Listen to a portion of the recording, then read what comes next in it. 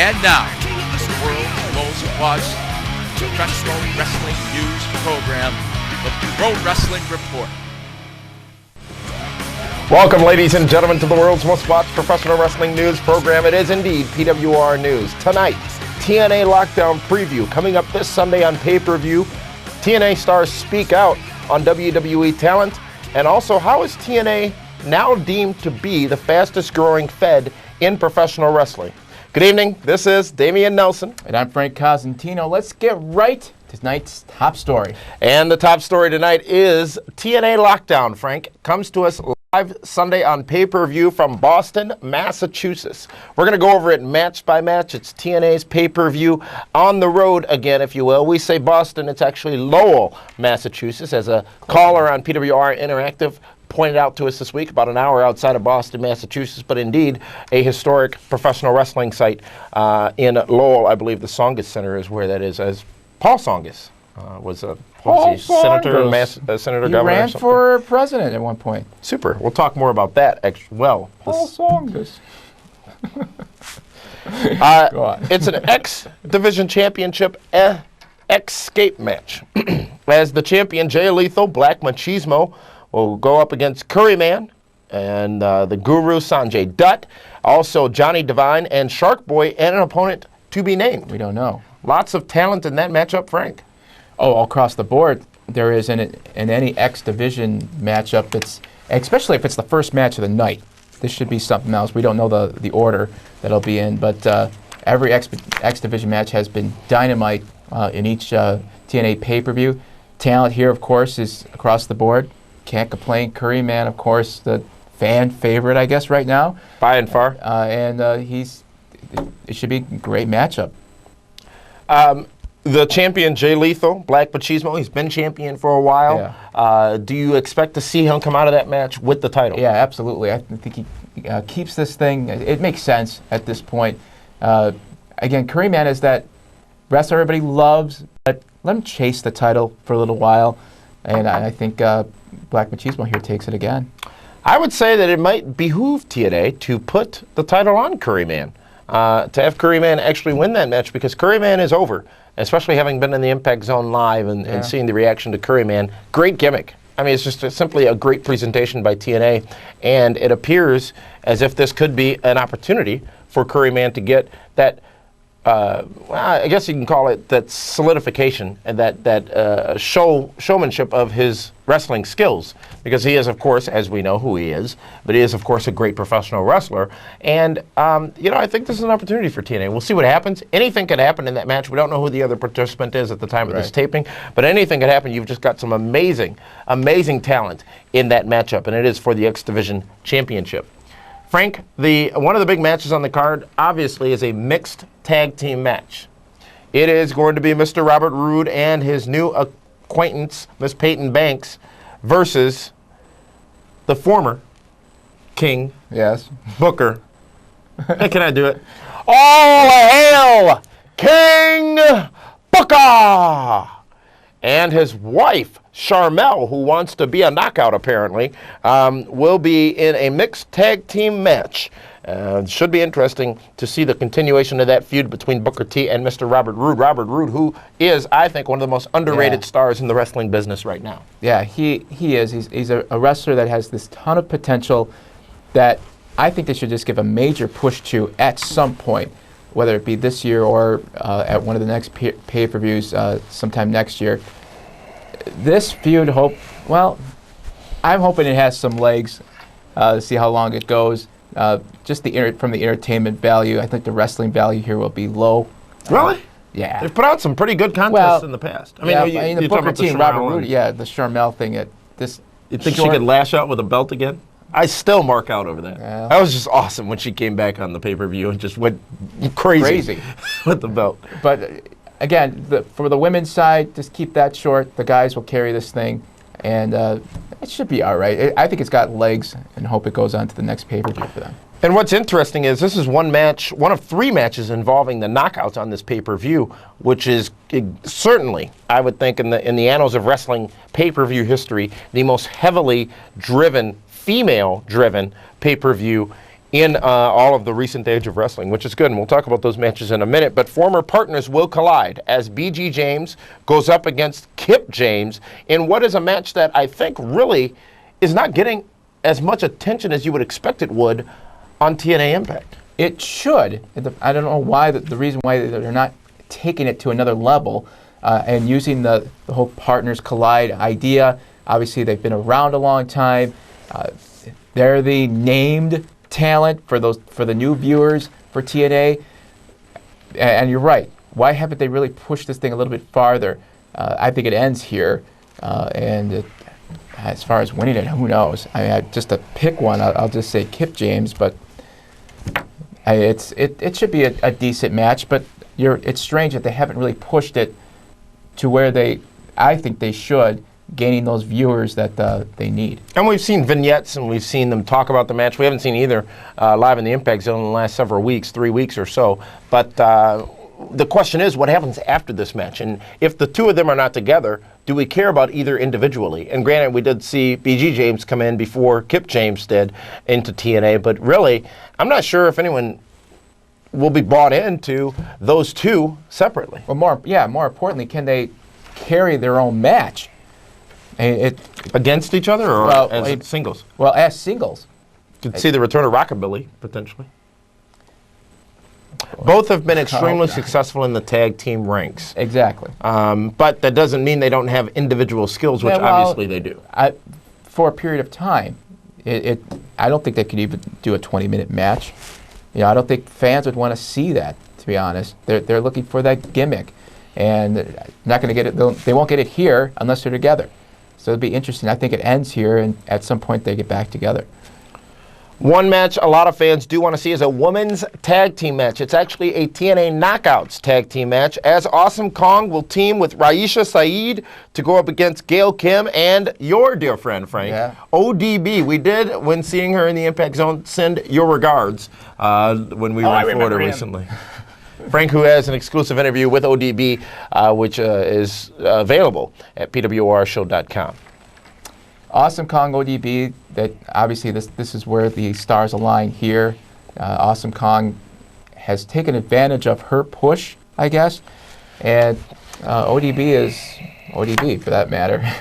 ODB, great. I wouldn't say gimmick, but just a great persona. I mean, she is indeed the ODB and was ODB before coming into TNA. So it's another. We talked on PWR Interactive, did Meathead and I this past week, and that is also available at pwrshow.com. But we talked this week about ODB, and we talked about those who simply are allowed to be an extension of their own persona and how successful that has been historically. You look at Ric Flair; he was an extension of his own persona. You look at an Arn Anderson, who was an extension of his own persona. You look at Stone Cold Steve Austin, The Rock, all extensions of their own persona. And especially nowadays in professional wrestling, it is that realism that really gets people involved because people can live and be their character. Look at a Randy Orton. There are people who say and report that he is indeed, in real life, a prick. He is, in my opinion, the greatest prick heel of at least recent memory in professional wrestling. But again, if you want to hear more about that, make sure you tune into PWR Interactive, which, by the way, is available every Monday night, 7:30 p.m. Eastern Standard Time, live on pwrshow.com. Queen of the Cage? And there's a lot of women in this match. And Angelina Love and Velvet Sky. We're reading this because there's, I mean, really, I think every knockout is in this pay-per-view. It's Angelina Love versus Velvet Sky versus Salinas, versus Raka Khan, which is a bit of freak of nature. Tracy Brooks, Miss Tracy Brooks, a friend of the show. Christy Hemme, a friend of Meathead, he hopes. Jacqueline and Roxy Laveau. Queen of the Cage, Lockdown, several cage matches. Obviously, that's the theme of the pay-per-view. This, knockouts cage match. Yeah, it'll be interesting. This is something a little bit different. You normally never see a match like this put together. A couple new stars in here, obviously. Building up whatever women's division they have, which is fine. And I'm more interested at how they pull this thing off with the amount of women's wrestlers that they'll have. And it could be a train wreck, but it could be a very delight. Train wreck. A very big delight for a lot of us as well. So we'll see what happens this Sunday on pay-per-view. Lethal Lockdown, Frank. Team Tomko versus Team Cage.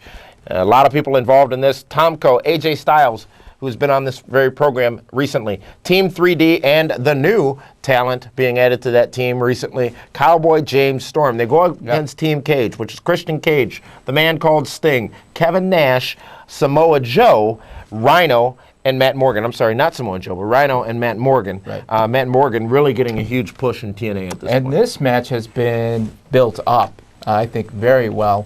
Especially over the last 3 weeks. At least. It should be Dynamite again. These are your stars right here. This is the meat of the program. He's here somewhere, isn't he? And I like the way it's done. Obviously, I'm not a big Nash fan, so hopefully he's not going to do much wrestling in this thing. But as far as the other, these are your major stars right here. They got to pull this thing off. And it could be the last match of the evening, depending on how they put it together. But it should be Dynamite again to pick a winner in this one. I'll just go with Team Cage just to flip a coin. That's certainly your power team. And to see them, the way they've been portrayed on Impact, they've got this glow to them, this aura to them where they can't lose. And now the addition of Matt Morgan to that team, well, makes things a bit unique. It's difficult for me at times to buy Matt Morgan. I need to see him in the ring and wrestling regularly again because we haven't had the opportunity to see that in a while. Keep in mind, Matt Morgan, soon to be featured on American Gladiators as well. But it's going to be a good match, I think. And it certainly will be a good lead-in or follow-up to what is the main event, which is for the World Championship of TNA, Samoa Joe versus Kurt Angle. Frank, a lot of controversy surrounding the stipulations that may or may not be announced in this match, which is MMA-style rules, mixed martial arts-style rules, is the consensus out there that TNA will use this match to take their wrestling in a slightly different direction. Risky or not? Very risky. You remember, there's that balance that you're looking for of pro wrestling, MMA. To me, keep it wrestling. Keep it. That's your product right now. Across the line, though, is TNA, and we really haven't seen what the line is. It bothers me a little bit because this feud has been going on for a long time now, for TNA standards. And to me, just keep it wrestling. That's your product. If you want to make it a complete gimmick change, then to me that bothers me. I wouldn't go that route. It should be a great match. It's either the second or second last or the last match of the evening, and it should deliver. Kurt Angle usually 99% of the time will deliver. Samoa Joe, of course, if not the talent of TNA. We've got some comments from Samoa Joe just from yesterday, some comments that he made on a TNA media conference call that will tell us a little more about this match. We'll get to that later on. That pay-per-view event, TNA Lockdown, coming to you from Lowell, Massachusetts. TNA on the road. Tickets are still available for that event. It is expected to be one of TNA's most attended events in their history. You can go to TNAWrestling.com to get more information on the show. Take a look at the video preview and get all the information on the Fan Fest, which will also be occurring Saturday, April 12th, starting at 10 a.m. And just like many other weekends in Orlando, Florida recently, Ring of Honor will be doing a show that weekend as well, and we'll give you more information about that in the upcoming event section of the show in just a moment. But first, let's talk about TNA stars who may or may not be upset over a certain move TNA chose to make, which was the outing, if you will, of Rory McAllister, one of the Highlanders from WWE. Frank, as you know, during the live TNA Impact several weeks ago, they cut to a scene where they showed the WWE talent at the show, at Impact. Now, the backstory is he had waited in line to get in. He was there with his child and did not expect and had been reassured, allegedly, that he would not be shown on camera. TNA took it as an opportunity that they took advantage of. A lot of the veteran performers are said to be in agreement with it because they lived through the wrestling war. And a lot of the younger talent are said to be not too happy about it, not too thrilled about it, especially Johnny Devine, who Rory was there to see. Yeah, this is an interesting story from beginning to end. Highlander, no Highlander, you're in line, you're with your child. I assume he bought that ticket, right? I mean, we don't know the full facts of the whole thing. TNA taking advantage of it, maybe it's a good way of putting it. It's kind of hard. Tickets are. I mean, it's first come, first serve. I'm sure he was, VIP'd or what have you, but he certainly was not specially treated by TNA, as far as we can tell. And for Divine to make those comments, yeah, he has his right to his opinion. I think it's a non-story, to be honest. Really? Yeah. It's Rory McAllister. He did wrestle in a dark match this past Monday on Raw, I believe. He is indeed back and seemingly not in the not to be released, at least, by WWE. Who knows what they're going to do with that situation, but they certainly showed him on air. We were live in the Impact Zone when it happened. And was it a shot of the cannon? Sure. But should TNA have done it? Yes or no, Frank? Yeah, I don't. I guess it's fine. Again, to me, it's because of who he is, and I don't want to put down. I think he's a good talent, but it's Roy McAllister. It's someone that was just buried in WWE as far as their tag team division there. I thought they were going to push them as far as they could go, and for some reason it didn't work. So to me, it's not as big a story as it could have been. So I don't have a problem with what TNA did. Did two wrongs make a right? Some are saying if he wasn't there, TNA would not have had the opportunity. And some are saying even if he was there, TNA should not have taken advantage of that opportunity. Take advantage. He's in line. So that's fine. I don't have a big issue with it. That's just me. And that's how I roll. That's why we pay you to be here. TNA did say that if he were to have been released, he does indeed have a good story to tell, and TNA would certainly bring him on board to be a part of their organization. A lot of the two organizations look at the big board, and that's their ratings, and WWE Raw, 3.3, a little bit down from last week. TNA, 1.1, that's steady. SmackDown at 2.6, and ECW at 1.26. Interesting thing about that Raw rating is they were up against the NCAA tournament, I believe. Yeah, which isn't bad. You got a lot of people were watching that. At East Coast time, it basically started. It's actually about 20 minutes in. So WWE, they had about 20 minutes to either get people to stay or, well, the game's going to start, I'm going to switch. But 3.3 is not bad, knowing that that's the biggest college basketball game of the year, right there. And it kept your attention throughout. It was not a blowout for those of you that saw that. So a lot of people have the TiVos and the DVRs out there, so they took advantage of that. But the ratings, I think, were okay, knowing what they were going up against. Certainly not bad. No. The interesting thing is the ratings so far for the year. Again, this has to do with what you promise advertisers to be at, and you look at trends. WWE Raw, starting 2000, their rating for 2007. I think this covers January, the month of January, aggregate data from the month of January. Is 3.95. Their average rating for January 2008 is 3.55, which is about 10% down. Now, what they may do is promise, I'll just use Skechers as an example, that company, we will deliver a 3.5 and between 3.5 and 4.0 rating, and you will give us this amount of money. If it goes any lower, it goes any higher, then or any higher is better, but if it goes any lower, that could be a challenge. Now they could lose that company, and then they have to adjust. They don't make the advertising revenue that they need. So down 10% is not an alarming number, but it has to be steady. And again, you're with a publicly traded company, you've got to look at those trends. 10.1% year over year, though, and as we talked about, that's substantial. If you were looking at one of the retail drivers, if you will, in the business world, is same-store sales, which is basically same store, same product, essentially, different product, but same store, same location, and performance year to year. Not necessarily whether overall performance are up and down, but for that period, year to year, tells a big story. And the same things happen in January every year.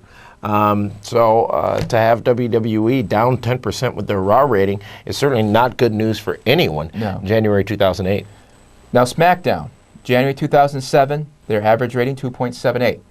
For January 2008, it's 2.81, which is a little bump. Granted, it's only about 1%, but that's positive number. That's what they're looking for there. That's interesting because Raw is the live show. SmackDown is obviously taped. A lot of people go, am I going to watch SmackDown this week? Let me read the results first, and then I'll watch. Some people do that. Not a lot do, as far as a wrestling fan. But for it to be showing a trend upwards is good. Again, advertisers look at that, we can sell that. So that's an interesting number. Very interesting. Compared to Raw's number of down 10%. And when you look at the viewership, the viewer audience overall, you've got a larger audience with SmackDown available to them than Raw. Now the number that could be alarming, which is the average rating for ECW January 2007, was 1.55. That was coming off the heels of the hot 2006 December to December pay-per-view. Yeah.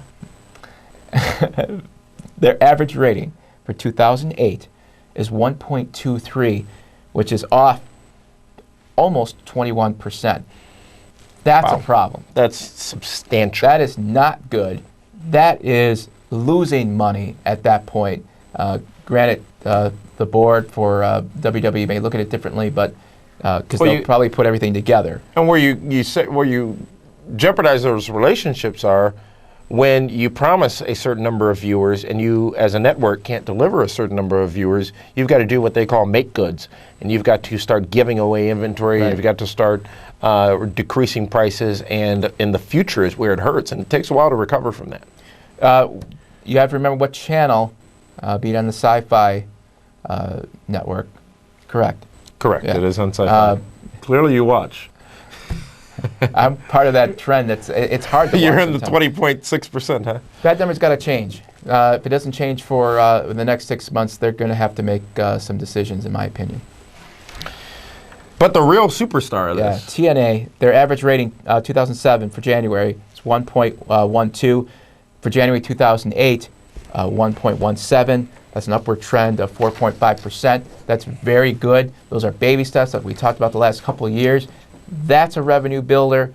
They can sell that and make it a trend. And that's good for TNA. And we'll see how they take advantage of that as their viewership grows little by little. So overall, WWE programming viewership is down 29.8% when you combine those three shows. Right.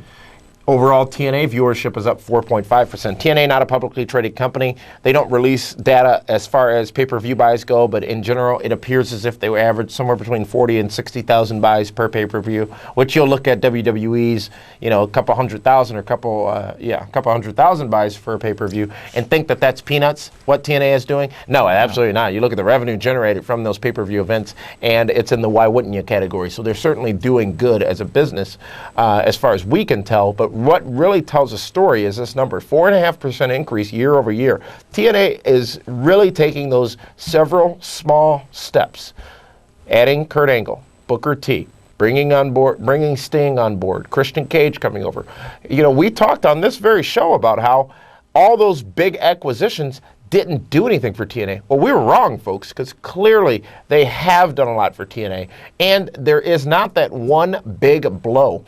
Because remember, all the big things that happened during the wrestling wars, the NWO getting formed, people going back and forth between show and show. Remember Ravishing Rick Rude being on the same show being on two different shows on the same night. Eric Bischoff giving away the results of Tony Schiavone giving the results of Mick Foley winning the WWE Championship. Several things happened, and there was never one thing that turned the corner. Some say it was Bret Hart's screw job in 1997, which did it for WWE. When did that pay off, though?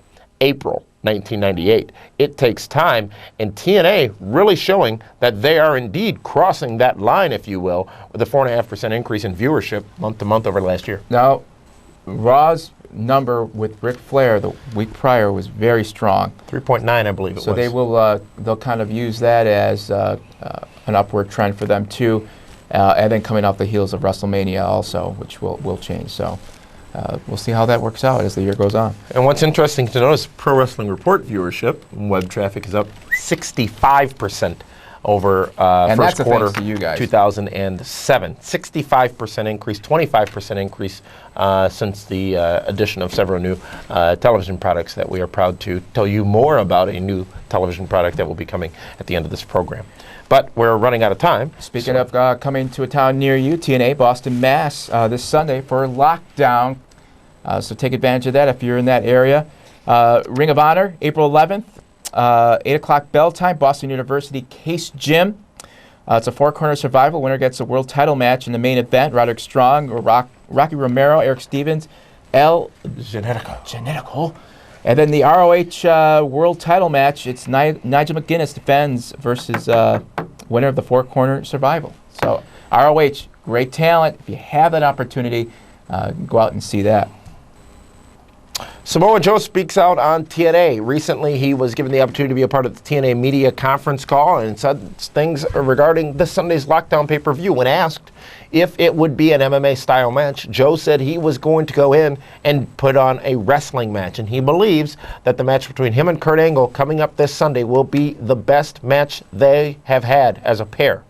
Also, what was revealed was that Samoa Joe is nearing the end of his current term of his contract with TNA Wrestling. But here's the thing to think about, folks. While he said if there was one talent in Ring of Honor that he would like to wrestle, it would be CM Punk in TNA. It won't happen. We're not saying CM Punk is going to TNA. That's simply what Samoa Joe has stated.